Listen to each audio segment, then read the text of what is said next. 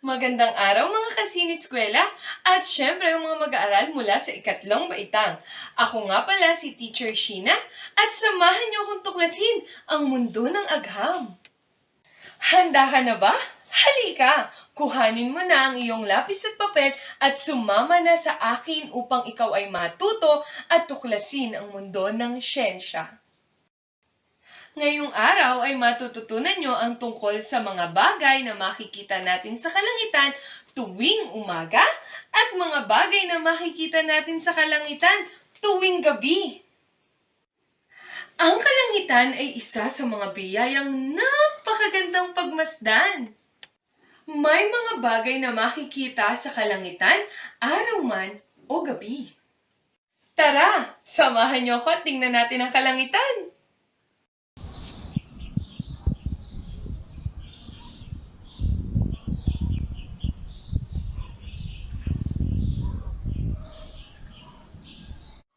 O mga bata, ano ang nakita niyo sa kalangitan? Mahusay! Kung umaga, nakikita natin ang araw, ulap, at ang bahaghari kung minsan pagkatapos ng ulan. Gumagalaw ba ang mga ito? Magaling! Ang ulap ang bagay na gumagalaw sa kalangitan, sumasabay sa ihip ng hangin. Ano-ano naman ang mga bagay na makikita mo sa kalangitan kung gabi?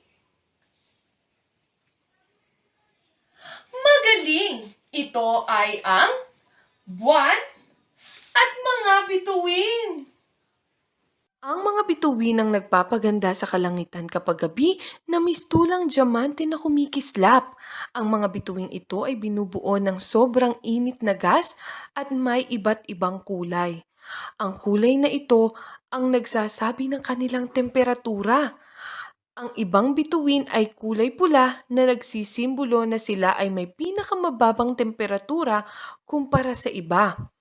Ang mga kulay dalandan at dilaw ay maituturing na mga bituing may mainit na temperatura at ang mga kulay na asul at puti naman ang itinuturing na may pinakamainit na temperatura. Ang araw ay isang bituin na ating nakikita sa ating kalangitan. Tulad ng ibang bituin, ito ay binubuo ng mainit na gas na mistulang bolang apoy. Ang araw ang pinakamalapit na bituin kung kaya't ito ang pinakamalaking bituin na makikita sa ating mundo. Ngunit ang laki ng araw ay nasa katamtamang laki lamang kumpara sa ibang mga bituin. Ito ang nagbibigay sa atin ng init at liwanag na siyang nagbibigay buhay sa mga tao, hayop at halaman. O mga bata, may inihanda akong pagsasanay. Kuhanin ng lapis at papel at sagutan ng mga ito. Nito lang ang gagawin nyo. Lagyan ng check kung ang bagay ay makikita sa kalangitan at X naman kung hindi. Unang larawan.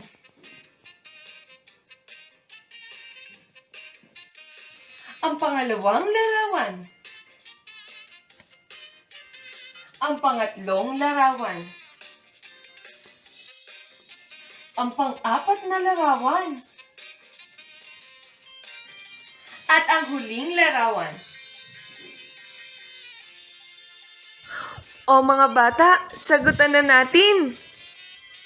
Handa na ba kayo? Ang una ay ang bituin. Ano ang inyong sagot? Tama, ito ay check dahil ito ay nakikita sa kalangitan. Sa pangalawang larawan, check or X?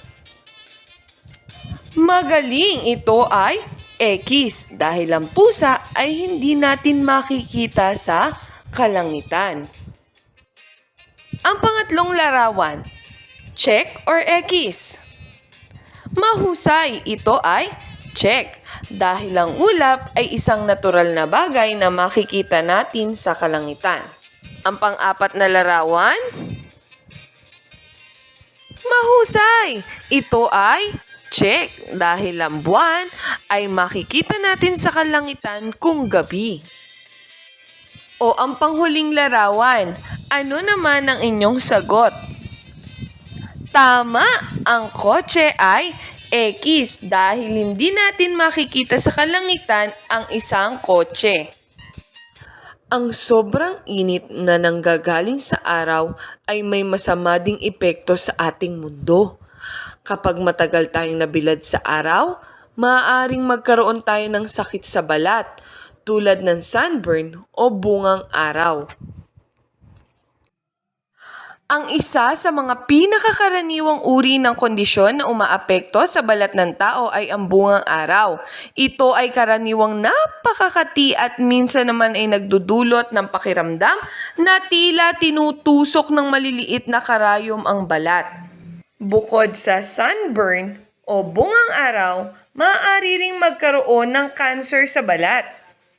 Kaya naman, mainam na maglagay ng sunblock cream upang maiwasan ang pagkasunog ng balat. Maaari din tayong ma-dehydrate o magkulang ang tubig sa ating katawan kapag nabilad tayo sa init ng araw. Kaya ugaliing uminom ng 8 basong tubig araw-araw. Ang paggamit ng payong at sombrero ay isa din sa paraan ng pag-iingat laban sa masamang epekto ng sobrang init ng araw. Para naman mapangalagaan ng ating mata, huwag tumitig ng direkta sa araw. Gumamit ng sunglasses upang maproteksyonan ang mga mata. Ang buwan ay nagiging sanhi ng alon. Ang alon ay tumataas at bumababa ang lebel ng karagatan. Ang mga mangingisda ay nagnanais pumalaot tuwing gabi dahil dito nagkakaroon ng pagbabago ng alon na kung saan sa pagitan ng pagbabagong ito ay mas marami silang nahuhuli. O mga bata, may inihanda pa akong isang gawain. Ganito lang ang gagawin nyo. Isulat ang tama kung ang pangungusap ay nagsasaad ng katotohanan at mali naman kung hindi. Paalala mga bata, basahing mabuti. Kailangan natin ang liwanag na nagmumula sa araw upang magawa at makita ang mga bagay na nasa paligid. Ang sobrang pagkababad sa init ng araw ay nakakasama sa ating balat. Maaari tayong tumitig ng matagal sa araw.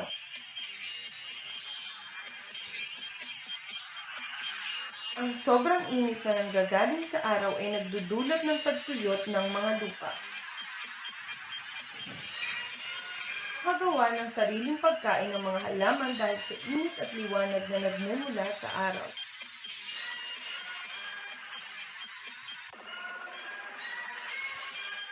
Ngayon ay sasagutan na natin ang inihanda kong pagsasanay.